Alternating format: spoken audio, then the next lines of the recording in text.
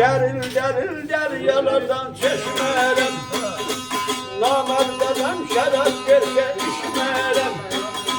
Ayhanı da armını da gözlerimden seçmerem. Ayhanı da armını da her bir yanda var olur. Araz öldeli de Arasına yağmur. Xan arası. evvel araz değil. Arasa gerek. Deril deryalardan çeşmerem, namertlerden şeref verse içmerem. Ağa aradı gözlerimden seçmerem.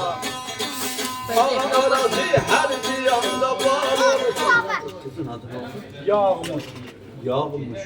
Yağmur da yağmur.